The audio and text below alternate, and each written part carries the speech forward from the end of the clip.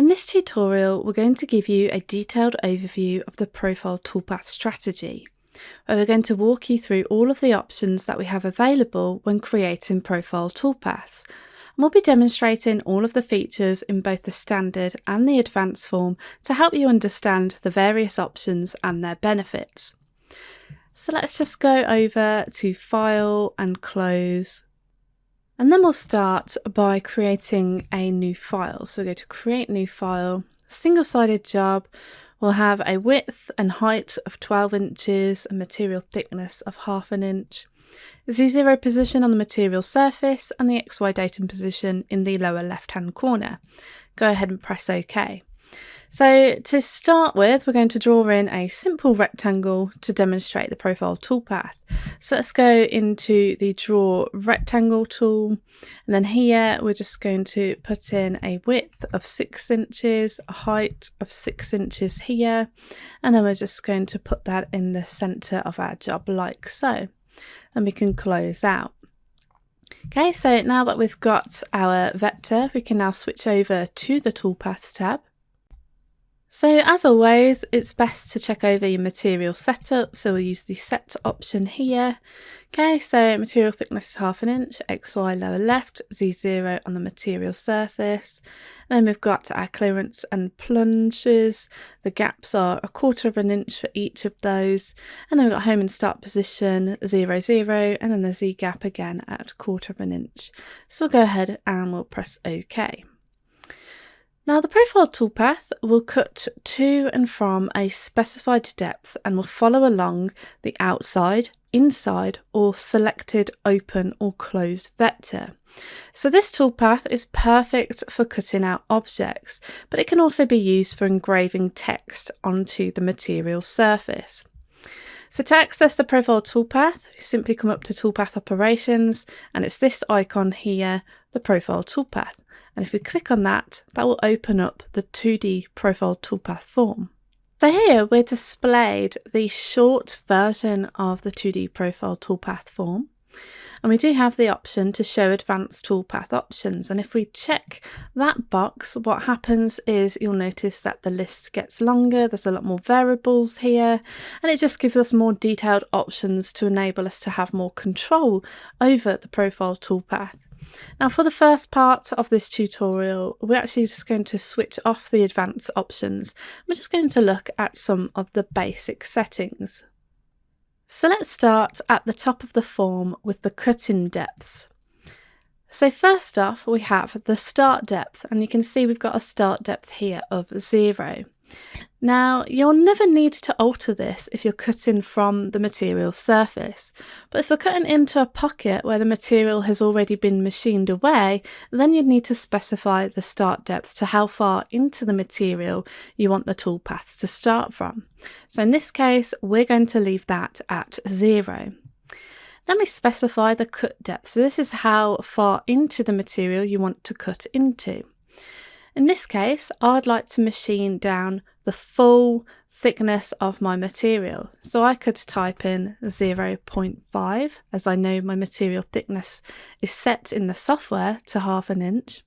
Or if I had forgotten what that was, I could look at using or taking advantage of some of the maths that we have available in these fields. So I could type in Z followed by the equals key, and the software will automatically fill that in based on what we've told the software our material thickness is going to be. Next up, we then need to specify the tool that we're going to use to cut this out. So we can use the select option to open up our tool database. That'll give us a list of tools based on the material that you're using and the machine that you are working with. In this case, we could just go with 1/4 inch. We can see all of the settings and parameters that we've got for this tool in all the different fields here. We can just simply select that. We also have this edit option here, and this is handy as it allows me to edit settings for this particular toolpath so that we don't overwrite the default settings that are in the tool information within the tool database. And if we created further profile toolpaths in this same session, then it will remember any edited information we gave that specific tool. And so it's always good practice just to check over the tool information using the edit option to ensure that the settings are safe for that particular toolpath. In this case, I'm okay with that. Then we have the option to choose how we machine those vectors on the outside or on the right hand side, on the inside or the left hand side, or on the vector. So on the outside, you can see this graphic demonstrates nicely what's going on here. The tool is on the outside of that vector. On the inside, you can see that that tool is on the inside of that vector, and then on, it's actually on that vector. So in this case, we're just going to use the outside option. Then we have the direction options where we have climb and conventional. Now, this is really all down to the way the cutting teeth on the tool engage with the material and the way that chips are removed and deposited. There is plenty of discussion on this, of which is best to use, as one may give a better finish than the other, and the best advice that I can give you is to run test cuts on your material first. If you find that the finish looks better on the waste material, on the part that you're cutting out, then simply just switch the direction to the other option. In this case, we'll just go with climb. And then what we could do is we could go ahead then and then press calculate. And so here the software will automatically open up the preview toolpath form where we're displayed the toolpath in the 3D view. And so what we're seeing here, if we just tilt our view, we're actually seeing the actual toolpath here. So the tool's going to start at X0, Y0, it's going to move over to position, it's going to plunge down, and then the first blue line that you can see here, it's going to cut that, and it's just going to travel around, and then it'll plunge down again to the next blue line, and each one of these blue lines represents the pass depth. And so we can see we've got 1, 2, 3, 4 lines here in order for us to cut this out entirely. Now, if we wanted to alter the pass depth here, so rather than we cut the square out in 4 passes, we can look at editing that. And so to do that, we can simply just jump back into our profile toolpath. And then if we go to the edit option, you can see that our pass depth here is currently set at 1/8 of an inch. So if we change that, where we say, actually, I'd like to cut this at 1/4 inch pass, we can change that here and press OK. And again, just to show you, if we go back into our tool database, we can see that the pass depth hasn't been altered for that field for this tool, and it's only been changed because we've actually edited it from the edit form. So we can make edits here and it doesn't actually make differences to the main tool database set. Okay, so we've changed the toolpath to 1/4 inch pass depth for this particular toolpath. So we could go ahead and press OK, and then we can calculate that. We can see now that we're presented with just 2 lines. So the tool's going to come over, it's going to plunge down to the first pass depth at 1/4 of an inch, and it's going to travel around, cutting that out. And once it gets back to the start point, it's going to plunge down a further 1/4 of an inch. And this is where we're actually starting to cut this out of our material block. And so then we could go ahead and we can preview that toolpath, and you can see that that's cut that out for us. If you wanted to remove the waste material, you simply double click on that so you can view the finished part that you've cut out. So let's just pop that in Z, and then we'll just go ahead and we'll reset the preview. So let's just go back into our toolpath by double clicking on profile 1. And so the next option in the form is to add ramp plunge moves. So what this will do is, rather than plunge the tool directly down the z-axis into the tool's pass depth, which can be quite strenuous on the tool, the ramping option will allow the tool to ramp into the material, which means that it will cut down to the specified pass depth in a zigzag motion at a distance that we specify in this area here. And so it adds a horizontal element to the movement, which ultimately improves the wear and tear of the tool and enables for faster plunge rates. So we'll look at applying a ramp plunge move here, and we'll just specify a distance, let's say 3 inches, so we have quite a long ramp into the tool's pass depth, and then we could just simply go ahead then and press calculate. So let's just have a look at this down the x-axis. Okay, so we can see, so this aqua line here represents the ramp. So what it's doing is it's ramping in 3 inches, and then it's ramping back 3 inches back on itself until it reaches that 1/4 inch pass depth, and then it's going to whiz round and then cut out the first pass of that square. And when it gets back to the start point, it's going to ramp again across 3 inches, and then back on itself 3 inches until it gets to the 1/4 inch, which at this stage is the full depth of the material of a 1/2 inch, where it's going to go around and cut that square out. So 3 inches is actually quite long for what we're cutting, so let's just decrease that. We can do that by going back into the profile toolpath, and we'll just make this 1 inch this time, and we could go ahead there and then press calculate. And you can see now that we're coming in at a much steeper angle just to ease into that pass depth.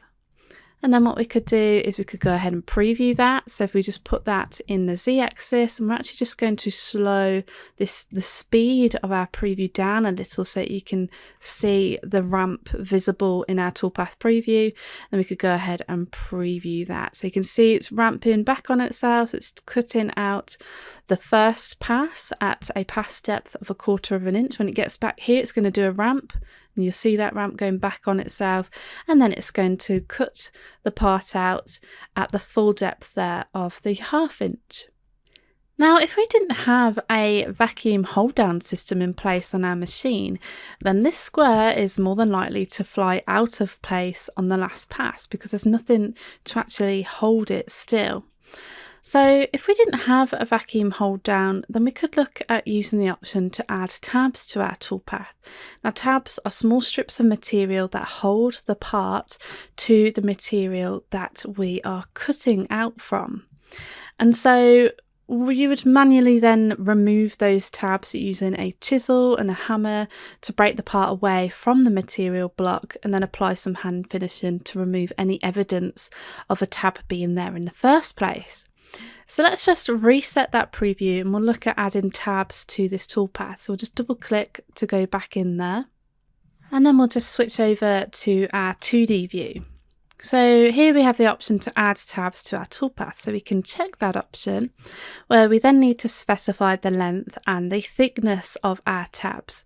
So in this case, we're going to go with a length of 1/2 inch here and a thickness of 1/4 inch. So these are quite hefty tabs, and you probably wouldn't use such numbers for a very small part that you're cutting out here, but we're just doing this just for demonstration purposes. And so once you've got the length and thickness in place, you use the option here to edit those tabs. So at the top of the form, we have the option to specify our tabs. So first off, we've got constant number. So a constant number just means whatever number of tabs we put in here, it's going to place them into our job. For example, if we said that we want 4 tabs here and use the option here to add tabs, it's going to add those tabs equally spaced around our part, and we can see those 4 tabs in position here. Okay, so then we also have the option to, you can increase that. So if we said we wanted 6, use the option to add tabs.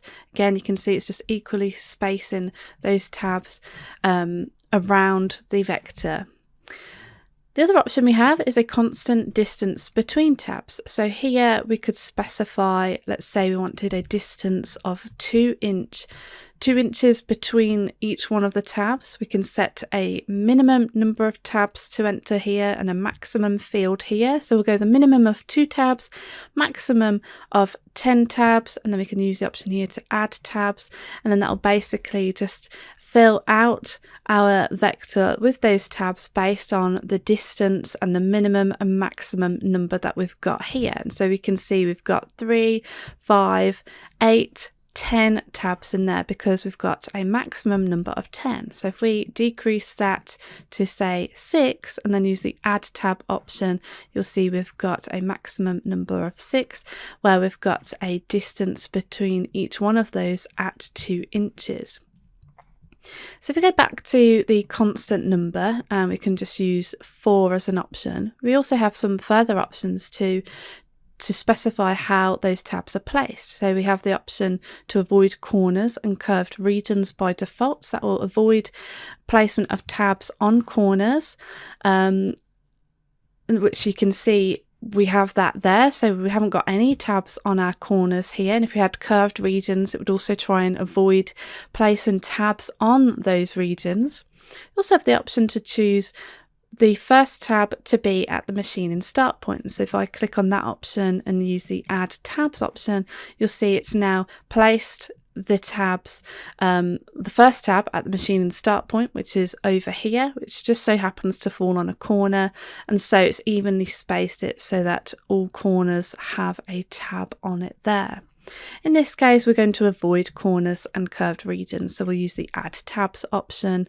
We also have the option to manually position and move the tabs. For example, if we didn't like the placement here, we could just simply hover over the tab. So you'll see the tab is represented by the yellow square. And if I hover over it, I can then move it like so, just by dragging my mouse. If I didn't like a tab, I can just click on it and that will remove that. If I wanted to insert a tab, I just hover over the line. You see I've got a check displayed there, and I can click to place in that tab, and so on. So there's lots of different options for you to choose from. Okay, so I like the position of the tabs here, so we can simply close out of the form there and then go ahead and press calculate. So let's just take a look at what we've got here. So I'll just tilt our part in place. Okay, so we've got x0, y0 here, and then the red line is just showing the move that the tool is going to travel to get to the start point, where it's going to plunge down, and then it's going to ramp in and zigzag back on itself, and then it's going to machine the first pass at the first pass step that we've got. And when it gets back to the start point, it's going to ramp in and back in on itself again, and then it's going to go around, and then you'll see this aqua line here. We've got a retract, so it's going to go up, and it's going to travel at the length of the tab that we set, and then it's going to go back down again to that full depth, and then cut around, and then again retract at each one of those tabs to then cut that part out. So let's just put that in Z, and then we'll just go ahead and preview that. So we'll just speed that up a little all the way, and we can see we've got those tabs in place there. Again, they're very thick and particularly lengthy for this example, but this is just purely for demonstration purposes. And so here you'll see that the part no longer risks the ability to fly out because it's actually got tabs holding it in place to the overall material, so it's held in nice and secure, and then we can just cut those out and then sand the sides of that part to remove any kind of witness marks. Okay then, so that's pretty much all of the basic options covered in the Profile Toolpath. So now we'll take a look at exploring some of the advanced options. So let's just reset that preview, close out of the Toolpath form, and then we're just going to right click and we're just going to say we want to delete this toolpath. Okay, and then what we can do is we can go back into the 2D view. And then we'll use this option here to switch back over to the design side. Okay, so over here, what we're going to do is we're going to take our square and we're just going to nudge that up, and then we're just going to draw in a few extra vectors to help us demonstrate some other options that we've got in the extended profile toolpath form. Okay, so we're just going to start by drawing a rectangle there, close out, select it. I'm going to press Control to create a copy and just drag that down like so. And then we'll switch back over to the Toolpaths tab and we'll go back into the Profile Toolpaths option. So let's say I wanted to profile around the outside of this square and the outside of this outer rectangle, but I wanted to profile on the inside of this inner rectangle and the inside of this circle. You might assume that we'd need to create two separate toolpaths, one for the outer profiles and one for the inner profiles. So let's just select all of our vectors here. And now what we're going to do is we're going to use the Show Advanced Toolpath options. And then we can just go ahead with the machine vectors set to the outside. We could just simply go ahead and calculate them just to see what happens just with those original settings. So let's just go ahead and tile our windows. And we can take a look in the 2D view. We can see our toolpath represented by the line with the arrows. So the arrows indicate the direction that tool is going to travel. Now for the square, we can see that that is on the outside of that vector. For this rectangle here, we can also see the tool is traveling around the outside of that vector. And then for the circle, we can see that the tool is traveling inside of that circle, as is the tool is traveling inside of this inner rectangle here. And so what the software's done is if it finds any vectors inside of the selection of vectors, then the software will know that it needs to machine the vectors on the outside using the tool on the outside of those vectors, and then vectors that are on the inside of that selection, the software automatically knows to actually machine those on the inside of those vectors. And this is exactly what we want here. So the Profile Toolpath knows that if it finds any vectors inside other vectors, to machine those vectors on the inside, to cut those out whilst cutting the outside of the outermost vectors. Right then, so let's just go back into the Profile Toolpath, and then we're just going to look at some further options within the advanced options in that form. So let's take a look at the top here. So you'll notice that now we have the ability to see the number of passes that this tool is going to take to cut our part out. We can currently see that that is at 2 passes. If you go to the edit option, you'll remember that we altered the pass depth of this tool to be 1/4 of an inch. And so the software is basically telling us 2 lots of 1/4 of an inch is going to ensure that we cut this part to the full cut depth of 1/2 an inch. And so the software basically tries to evenly distribute the steps as long as they do not exceed the pass depth for the tool. And we have the ability to change the passes. So let's say, for instance, we change the pass depth of the tool from the edit menu to 1/8 of an inch and go ahead and press OK. You can see now that the software is telling us it's going to machine that in 4 passes. 4 lots of 1/8 of an inch is going to take us to that 1/2 inch full cut depth. Now we have the ability to customize the pass steps using this Edit Passes option. Clicking on that will open up this Specify Pass Steps dialog box.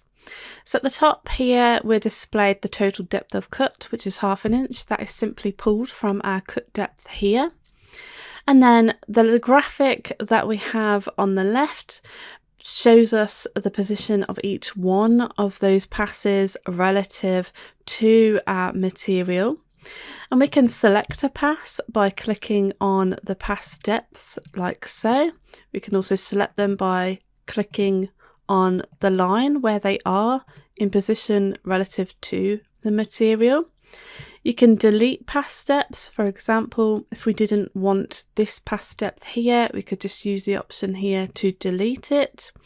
And then we can select a pass depth and then manually change it by selecting the actual pass depth itself. For example, we can select that and then change that, and we could say, let's actually make that 1/4 of an inch there, and then go ahead and press apply, and you'll see the graphic has updated, and it's also updated that in the list of pass depths as well.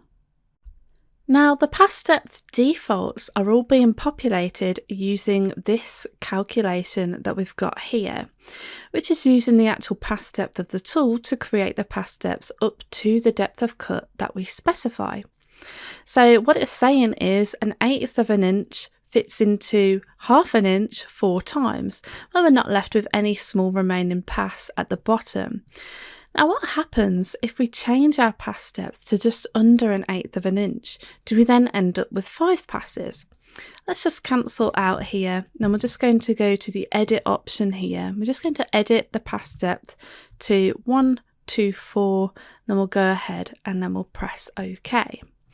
Okay, so you can see here straight away the passes are still being displayed as 4 passes.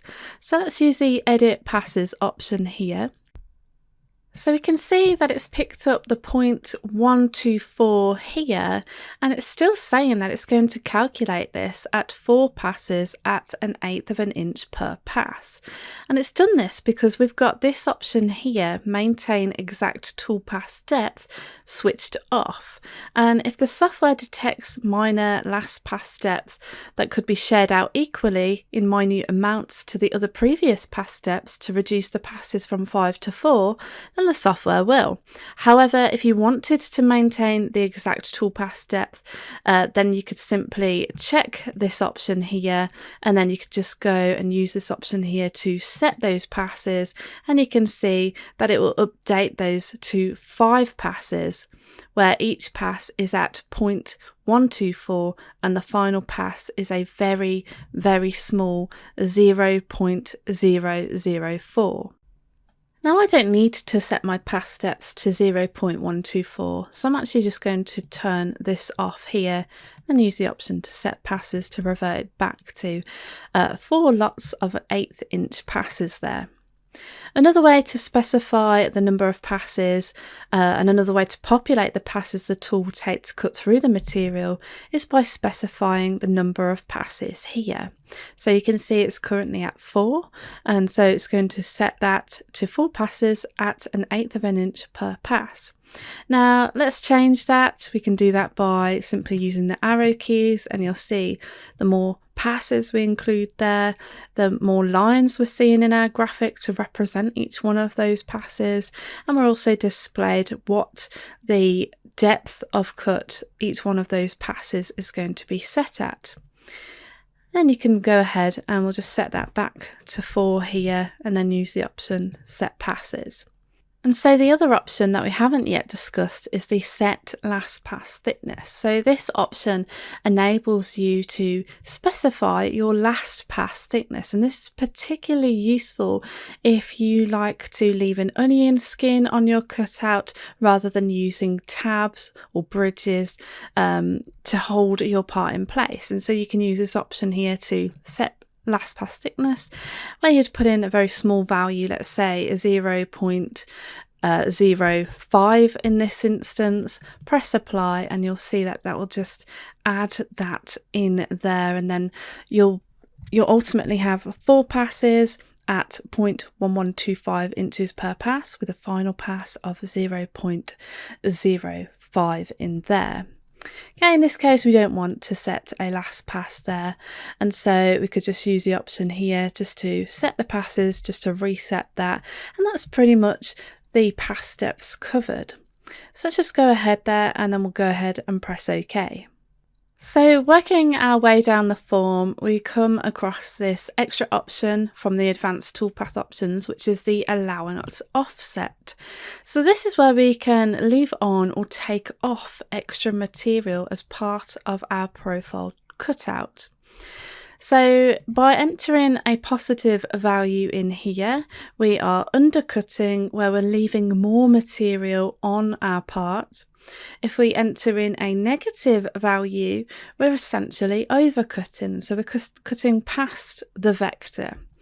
So let's have a look at an example of both of those. So if we said we wanted an allowance offset of 1/4 of an inch, and then if we just go ahead and press Control whilst we press Calculate, you'll see that will just update what we're able to see in the 2D and the 3D view without having to go automatically into our preview toolpath form. And we'll be able to see this a little better by toggling our 2D drawing style using this button here. So we can switch from the wireframe and then switch to the solid view.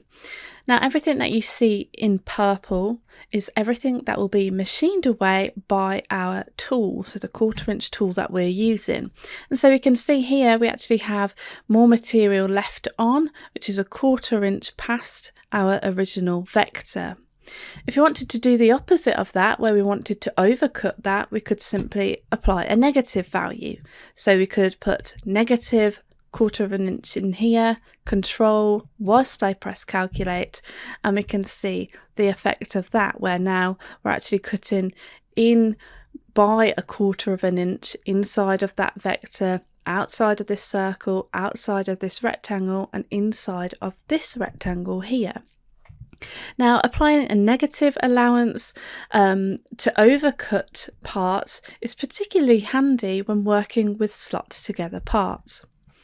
So in this case, we're just going to set that back to 0 here. We'll just press Control and Calculate just to reset that. So now let's have a look at the next option in the form, and this is where you can apply a separate last pass. So in order to get a very consistent and clean profile to the edge of the part, you may want to do a separate last pass, where you'll leave on a small allowance which will cut the profile toolpath at a small allowance that you set in this field here. And by doing this, we're actually keeping the tool away from the finished part by a small distance. And then we can remove the fine shaving of the allowance across the full depth with a separate last pass. So you may want to do this to eliminate witness marks created from each pass depth where you've cut down in stages. So we're going to switch that on for here, and then we're going to go ahead and specify an allowance. So we'll just go with a very small 0.01 in there, and then we could go ahead and we could press Calculate, and then that's just going to calculate that for us. So we're just going to switch again from the solid view to the wireframe, and if we just zoom in over here, you can see that we actually have 2 paths there. And so the first path that we have here is undercutting by the 0.01 allowance, and it will cut all but the last pass. And then this path that we've got here is the final pass, being the only pass which cuts to size. So what it does is it uses more of the length of the cutting teeth to machine away the tiny amount of material that is left on for the last pass. And so we reduce the amount of witness marks on our part. So you just need to be aware that the tool you are going to use has cutting teeth at least equal to the full cut depth. Otherwise, you may risk tool and machine damage from forcing the tool shank into the material. And so this is a really nice feature to use to create nice clean cuts. Now we also have the option to reverse the last pass. So let's just go and close out of here, and we'll just double click to go back there. So it's this option here. And so by reversing it, it just basically it goes back to the climb and conventional debate, which is down to the way the cutting teeth on the tool engage with the material. And the best advice again that I can give you is to run test cuts on your material first. And so if we check that option here and then go ahead and just press Control and Calculate, you'll see that the last pass has actually now been reversed. Okay, so it's going to cut all but the last passes in this direction, and then for the last pass it's going to come down in this direction here. Okay, so for demonstration purposes we're just going to switch off the separate last pass. Now we also have further custom options to control the tabs. So if we switch on the Add Tabs to Toolpath option, you'll see that we have the ability to add in 3D tabs. Now 3D tabs are quicker to machine as the tool does not retract, where 3D tabs are triangular rather than rectangular. So we can select the 3D tabs option, and then what we can do is we could go ahead and we can just calculate that. And then if we take a look in the 3D view, what we can see here, we can actually see those triangular tabs there.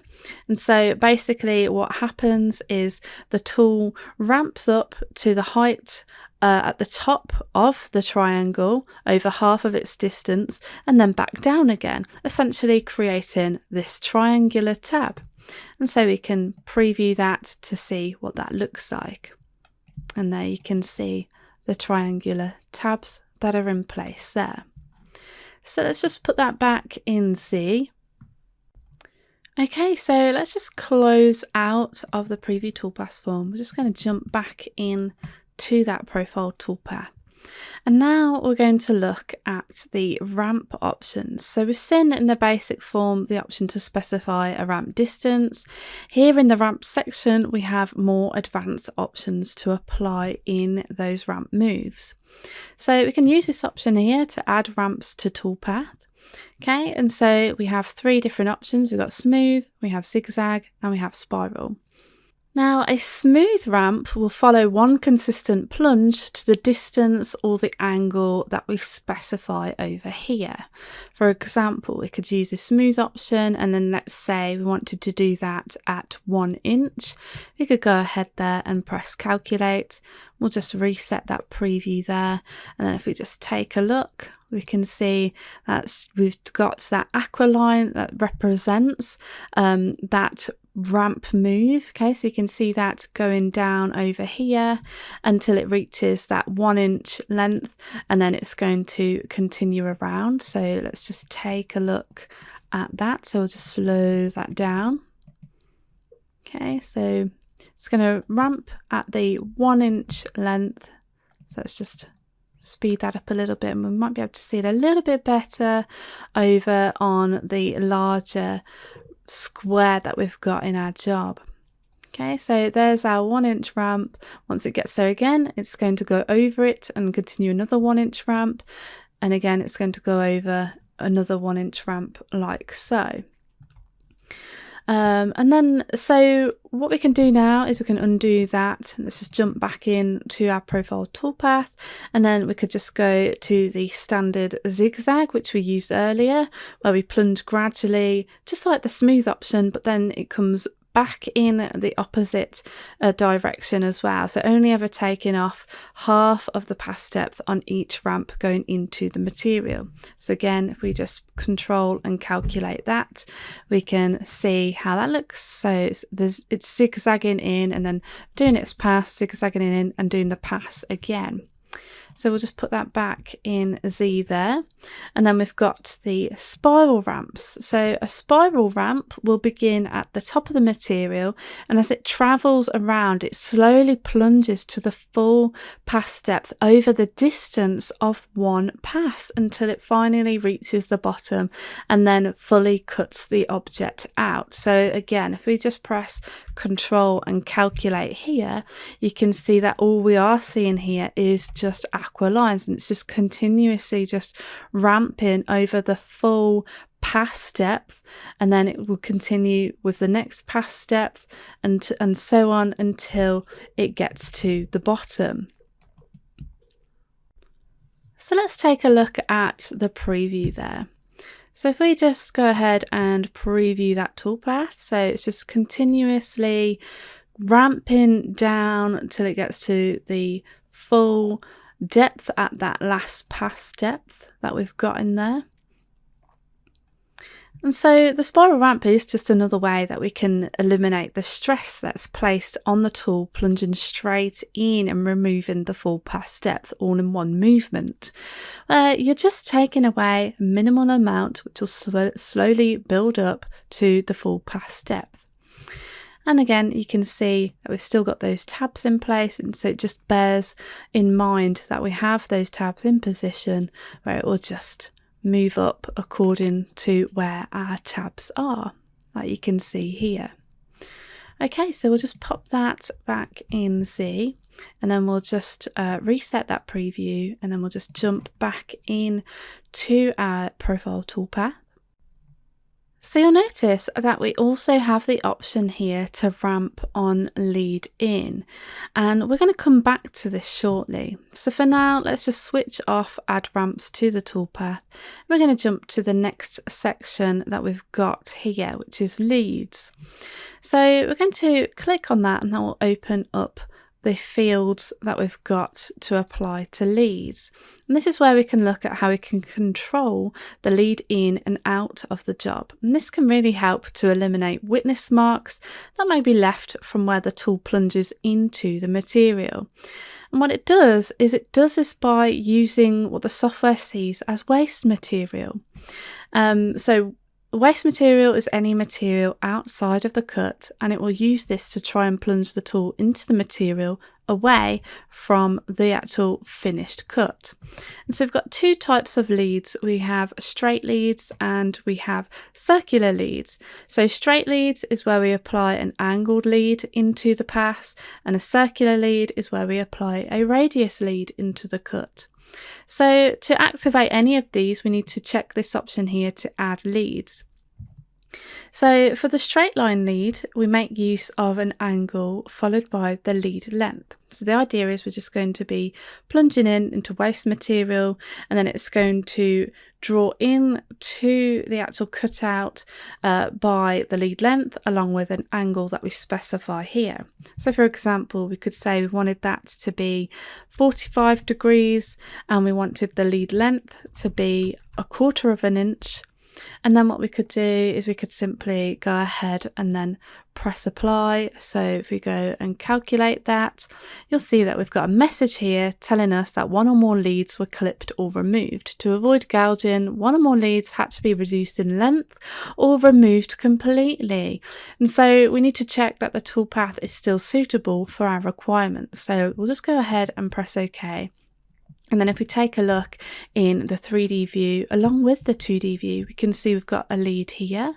Okay, so that's over here where we're going to be plunging here and then drawing in to the actual cutout. We've got one here, drawing in, and then we've got one here, drawing in at the top there, but we don't have a lead on this internal rectangle here, and that's because it won't be able to create a lead on a sharp internal corner. So what we need to do is we need to look at changing the start point. Now we could make use of node edit mode to alter the start points for this particular vector that we've got here, or the quicker option would be, whilst we're talking about the profile toolpath, is just to jump straight to this option here, which is the start at points. And this enables us to specify where we start our cut from. So we can use this option here to move start points. So you can see currently it's on the corners. You can move it to the top left corner, top right, or you can move it to the middle of the span. So let's just go with the middle of the span here on the left hand side.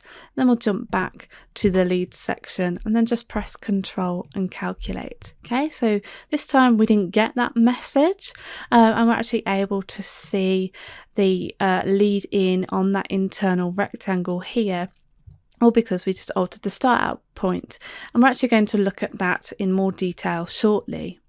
And so we can see that the toolpaths are now starting just outside of the intended cutout, and this is where the tool will plunge in over here into the material, and then it will lead in, and then it will travel around our part to cut it out, and then it will retract once it meets the start point, and it will lift over here, plunge in, travel in and lead in to the cutout, and then it'll do its next pass and retract and so on. So we could take a look at how that looks in terms of the toolpath preview. So if we just preview that toolpath, so you can see the lead there, and then it just goes around cutting the parts out, lead in, and as it gets to the start of that lead, the start point, it will retract back out again. Now, the only problem with this at the moment is that when the tool approaches the end of the first pass, it's going to retract on the edge of our final part. So we may want to look at adding a lead out at the same time so that the tool doesn't finish cutting at the edge of the finished product, and it will finish out into the waste material. So let's just undo that. We'll put that in C, and we're just going to jump back into our profile toolpath, so back to the leads, and then you can see here we have the option here to do a lead out. Okay, so we can check that option, and we can specify an overcut distance as well. So instead of plunging in and out of the material at the same position, we can overcut by a distance that we enter and then retract out in a different position, so we avoid entering and leaving the same place in our cutout. Okay, so what we could do is we could go and do an overcut distance of 1/4 of an inch in here. So we'll do 1/4 of an inch, and we can see what will happen is we're going to plunge here, lead in, do our cutout, and when it reaches the end, it's going to lead out at 1/4 of an inch, and then it's just going to lift up and then go back over here, plunge in, and then lead in, and so on. Okay, so again, let's just press Control and calculate to see that there. Okay, we've got that message again. So let's just OK that and see where the issue lies. So if we just zoom in over here, okay, so you can see we do have a very small lead out. So we've got a lead in here, and then where it is traveling out, you can see it's much shorter. So it's actually clipped that, but that's okay because it's actually made it shorter rather than not there at all. So I'm happy with what we've got there. And so we could go ahead and we can calculate that to see that in the 3D view, and then we'll preview that so you can see we're coming in over here and it's following the part around, and then when it gets to the start point, it actually comes and leads out, and then it lifts over, plunges back in, leads in, and then follows the part around and leads out. And you can see that that's actually going to be really helpful for us to keep that tool away from the finished part when we're plunging in and out of the material. Okay then, so let's just undo that, and we're just going to double click to go back into the form here. So if we go back into the leads section here, we're now going to look at demonstrating circular leads, and this is where we specify a radius. So rather than coming in at a straight angle, we come in at a curve which is driven by the radius that we set here. So for example, we could say we wanted a radius of 1/2 in there, and then again we could do a lead out with an overcut distance again of 1/4 of an inch. So then we could just simply go ahead and press calculate. So we've got that warning again, and this is more than likely due to the fact that we're trying to use a circular lead on the circle vector, and so it will have to be clipped or completely removed to reduce the chances of the tool entering the finished part. So we're just going to go ahead and press OK in this case. So taking a look at what we've got here, so if we just zoom in, okay, so we'll just take a look at this rectangle here. Okay, so we're plunging in, and then we've got this radius leading into the cut. It's going to do its first pass, then it's going to get to the start point, but then it's going to overcut by 1/4 of an inch, where it's going to then curve out and do that lead out, lift up, come back over here and start that lead in process again. And so we can just go ahead and we can preview that toolpath. And what we see here is a much more subtle curve cut into that path, which may give you a better finish overall, as sometimes using straight leads with quite sharp angles may cause the machine to make a sudden turn, which isn't going to give you a greater finish as what may be achieved with using the circular leads. Okay, so that's circular lead, so pop that back in C and we'll just reset that preview, double click on that toolpath to go back in to our profile toolpath form. So as I mentioned earlier, leads can also be used in conjunction with ramps. So let's use the add ramps option. We can use the option to ramp on lead in.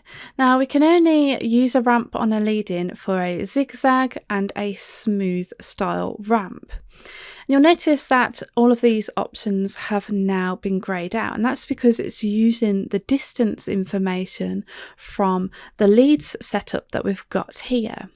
And so if we just go with these settings here, we could go ahead and we can press calculate. We've got that message, so we're just going to OK that. Again, it's about that circle there. And then if we just zoom in over here, we can see what's happening is the ramp is actually ramping on the lead in. Okay, so it's ramping in with the lead, and then it's doing the first pass, and then we've got that overcut distance, and then the tool is leading out, it's lifting up, coming back over, retracting down, where it's going to then apply a ramp and lead in at the same time, and then continue with that path like so. And so we could go ahead and we could preview that toolpath so you can see that the ramp and the lead is being applied there. And if we just speed that up a little bit, and then I can, if we just take that off, and we'll just do that again just so we can slow that down a little bit so we can see that a little better. Okay, so you can see the ramp in there and on the lead, and then it's coming back, and then we're ramping in, there it is, and then it's coming back on itself, and then ramping in on that lead, and then going back round again. And so this really just allows us to, by having the option to ramp in on the lead, we're just alleviating the stress of the tool plunging into the material. So we'll just speed that up, and you'll see it, that's just done that there. Okay, so we're just going to reset that preview. We're going to jump back into the profile tool, and now we're going to look at the order options. So we're just going to switch off leads, we're going to switch off the ramps, we're also going to switch off the tabs for the toolpath, and we're going to jump into the order. So this allows us to have a little bit of input in the way that the software chooses the order in which it will machine them, where we can specify one or more ordering approaches to try. So you could be very specific, and we could look at unchecking all of the options and just leaving one checked. For example, we could just leave left to right checked, and what it would do is it would find any vectors on the left hand side of your job and machine them first, and then it will machine everything on the right hand side last. Then what you could do is you could use the bottom to top option. For example, if your CNC is set up to work from bottom to top and you have multiple parts to cut, you could set the order to go from the bottom to the top, so that you can take parts out to hand finish whilst the machine is still running the other parts in the job that are on the top end of your job. You can also select multiple options as well, and the software will choose which is the fastest route for machining based on the items checked. So for example, you could have left to right and bottom to top, and as I said, the software will kind of find the fastest route based on those parameters. Now if you wanted to be really specific, and we could solely choose the order that we want to specify the actual machine cut, and that's why we could use the vector selection order. And so you'd use that, and that's where you choose how you want those items to be machined. For example, we could say we want this rectangle first, followed by this rectangle, this circle, and then this square. And then we could go ahead and press calculate. Again, I'm just going to hold down Control to calculate that. And you can see that the software has respected my order of selection, and it's going to machine this one first, followed by this one here, followed by the circle, and then finally it's going to machine the square last. Now there is an exception to manual selection here, and that's when you have vectors inside of other vectors. For example, if I selected the square first and then the inner rectangle and the inner circle, what the software will do is it will always try to machine the inner vectors before cutting the outer vectors, but still maintaining the order you selected. But it will always ensure that it cuts any vectors inside of other vectors before cutting the outer vector. So you just need to bear that in mind when using this vector selection order. Okay, then we also have a grid option, and this option will join using a grid-based approach with the size of the grid based on the size of the parts. And then finally we have the shortest path, and this option will basically try and determine the shortest possible path that it can approach the machining of the parts that you've got in your job. So the next option we've got is Start At, and we briefly looked at that whilst we was looking at the leads. So the Start At options is used to closer control the movement from one vector to another, and it can help eliminate tool entry and witness marks in key aesthetic areas. So we have three options. We've got keep current start points. And so what this does, this is very useful if you need to ensure that the cutter doesn't plunge onto a critical part of the job. And these can be changed if you wanted them to by changing the start point in node edit mode. And that just means that the start point may result in a less efficient toolpath because you're increasing cutting times, possibly because it may take the machine a little bit longer to move between each shape being cut. Second option you've got is to optimize the start points, and this is where the software will try to calculate the shortest toolpath, minimizing the distance between link cut moves. But the downside is that the cutter may plunge or mark important surfaces on the machined edge. And then finally, we have the option that we looked at earlier, which is to move the start point to be the closest to selected point on the vector boundary box. And this is particularly useful if you wanted to alter the start point to multiple vectors in your job to a common point without having to go into each individual vector and alter them separately. And we saw that earlier. And so again, just to show you, for example, if we wanted that to be the top left-hand corner, we could control and calculate. We can see now that it's actually doing the top left-hand areas on each one of those parts. So now we've come to the final option of the advanced form, and that is the corners option. So here we're able to add sharp external corners and sharp internal corners. And so to explain this corners option, we're actually going to use a different example where we will look at a part that has both sharp internal and external corners. So over in the 2D view, we're actually just going to take those vectors, we're just going to delete them. If we close out here, we're also just going to uncheck the toolpath drawing there. And then over in the drawing tab, we just pin that out for the time being. We're going to draw in some text, and then here I'm just going to draw in the letter E like so, close out, and we'll just make that a little bit smaller by doing that like that.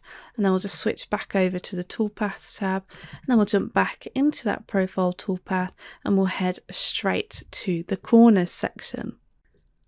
So we're going to look at creating a beveled edge around the letter with a V-bit tool on a simple profile pass, where we'll demonstrate how this corner feature works. So with the E vector selected, or in the profile toolpath, we're going to set our start depth here at 0, our cut depth, we're going to cut down to 1/4 of an inch in here. We're going to select a tool from the tool database. In this case, we're going to go with a 90-degree 1/2 inch V-bit there. We're going to machine that on the outside, as we want the bevel on the outside of our letter E. And then what we could do is we could just, without any corners selected here, we're just going to go ahead and press calculate, and then we're just going to preview that toolpath. Okay, so you can see that we've got something that was so simple to create, and it actually adds a really nice effect to the overall letter. However, if you do look closely, you can see where the tool has rolled around the internal and the external corners. It's actually provided us with a lot of rounded corners, where ideally we'd like to see sharp corners as per the original corners that we've got on the letter itself. And so that's where the corners option can come in to help us. So if we just double click on that and we go back into the corners, you can see that we have the option here to apply sharp external corners. So we're going to do this one to begin with. And so if I check this option, you can see on the graphic how the external corners here have now been sharpened. If I uncheck that, you can see that they're rounded. And if we check that, you can see they are now sharp. And that's the exact look that we are going for. So let's just go ahead and we'll calculate that. We'll just reset that preview, and then we'll just go ahead and preview that toolpath. And so we can see straight away the line that the tool has took to create the external corner on the top here, and then on the bottom there, and over here. But you can still see here we have the rounded internal corners like what we can see here. Externally, they're all brilliant, and so now we just need to look at tweaking the internal corners. And so to do that, we can jump straight to corners, then use this option here to apply sharp internal corners. And you'll notice as well that that graphic has been updated to display what that should look like in terms of the part that you're machining. So you'll see also here that we have an allowance for the cutout tool that's been added here. Now, this isn't something that we need to specify. This is something that we actually need for when we come to cut out the letter of the material block. And so this value here is basically the distance from the letter edge to the edge of our bevel. And so that when we come to do the cutout part, we know that we need to offset our toolpath by this amount that we've got here. So we're actually going to copy that value by right clicking on that highlighted text there and use the option here to copy the value. And then we could go ahead now and press calculate. Okay, so what we can do is we can go ahead and preview that, and you'll see now that we have much sharper internal corners. It's looking excellent. They're much better defined. And so the way that the software has achieved this, if we just switch on the toolpath, and you can see that what's happened here is that the software has basically just retracted that V-bit tool up slowly into the corner to create the sharp internal corners, to create that nice beveled edge. Okay, so we'll just pop that back in Z. We can just undraw that. You can see that's looking pretty smart now. So all we need to do now is run the cutout pass using another profile toolpath. So we're going to close out here. We're going to go into the profile toolpath. So here we're going to use the same vector that we've got there. Then we're going to cut all the way through our material. So we'll type in Z followed by equals, and that will pull out that 1/2 inch thickness that we set right at the start. We need to select a tool from the tool database. So here we're going to try and find a real small end mill so that we can prevent any noticeable radius edge on the internal corner. So we're going to go with a 16th inch end mill there. Okay, then what we can do is we can look at machining that on the outside, and then we need to apply an offset. So we're going to paste in that value. So that's that 1/4 of an inch there, and that's just the allowance for us to basically cut from the corners section of the last toolpath. And then what we can do is we could go then and just simply press calculate, and then we can preview that toolpath. And then what we can do is we could just double click on the waste material, and you can see it's done that beautifully there. A nice beveled edge, and it's all been cut out nicely to the end of that bevel thanks to that offset that's in the corners form where we had the internal corners option switched on. So now we're going to look at one final option in the profile toolpath form, and that's how we select our vectors. Now, all throughout this demonstration, we've been using the manual option to select our vectors, whereby we go in and select our vectors ourselves from the 2D view. If you use the selector option here, this will open up the vector selector option, and this option enables you to have the vectors selected automatically based upon criteria within this form that you've got here. And this is covered in a number of other tutorials that you can find in the related videos section for this tutorial. So that completes this tutorial on the Profile Toolpath Guide.